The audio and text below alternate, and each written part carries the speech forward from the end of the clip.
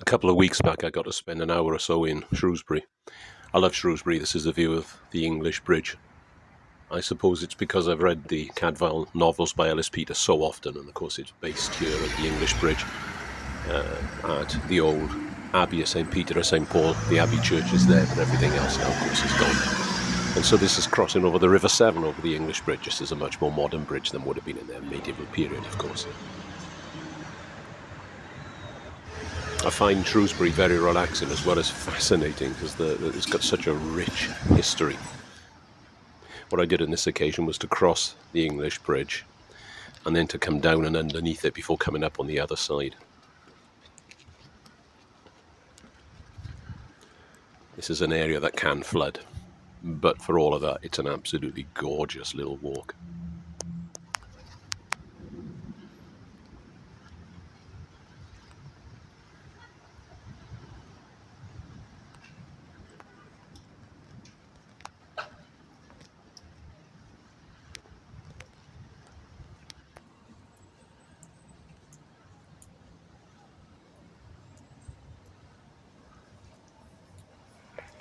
Having crossed the bridge, you come to the foot of the Wild Cop.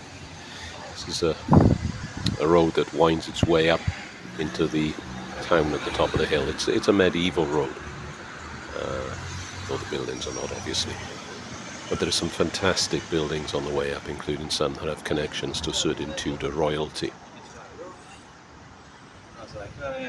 Mixed in with all these buildings, you see these tiny little lanes, and they're fantastic. Again, they're quite medieval in their layout.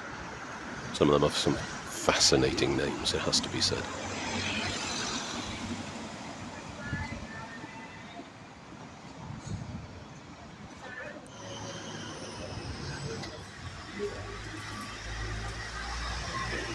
When you get at the top of the Wyle, it flattens out, at least for a little while.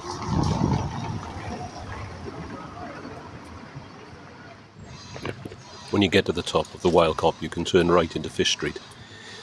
There is St. Julian's in the foreground and St. Alkmund's in the background.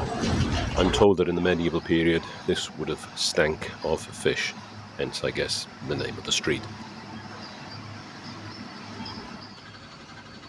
Another one of those little lanes, and next to it a house that I am told was the place where John Wesley preached on his first visit to Shrewsbury, March 16th, 1761. You can now stay there as a paying guest.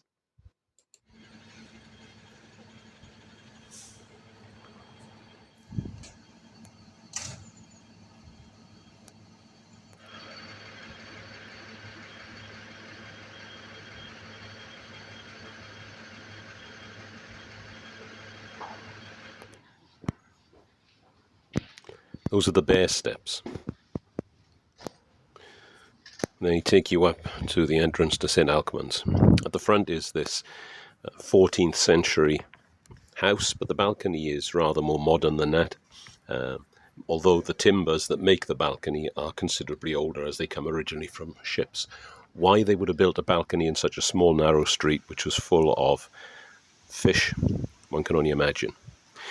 In the medieval period, at the top of the Bear Steps, just outside of the cemetery and grounds of St. Alkmund's, a market would have been held. Shrewsbury was a place which dealt with wool and woolen products. It was a centre by charter given by a monarch for the whole area, so it became very, very wealthy.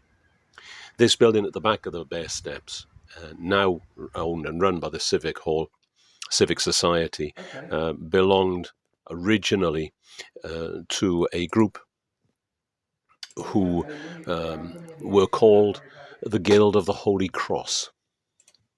Inside, it's pretty much original wood, and the building is quite amazing to look at. Fantastic paintings there on the day I went as well.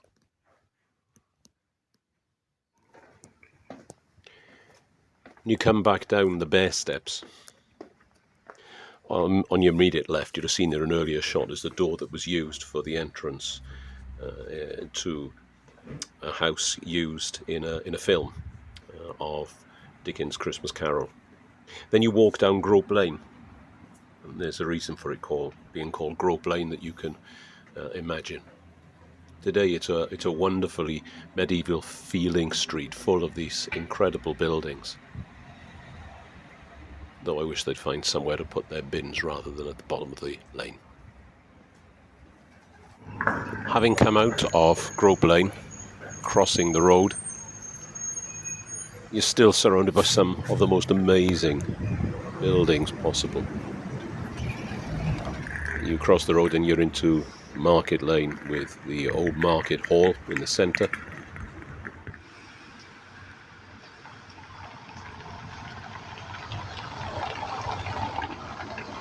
And at the start of that square you have this wonderful statue to Clive of India.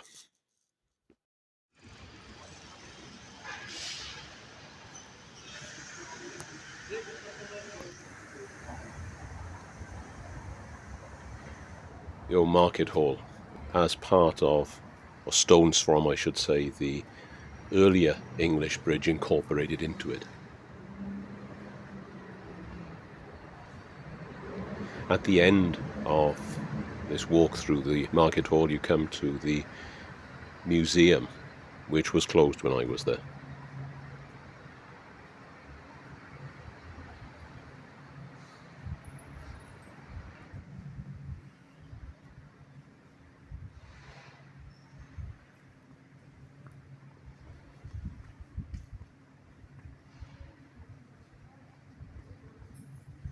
There was a fantastic second-hand bookshop just up that street there, but unfortunately that's now closed.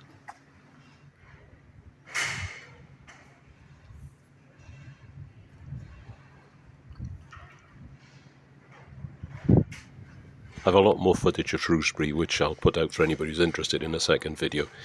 But at the end here you can see the 1960s market tower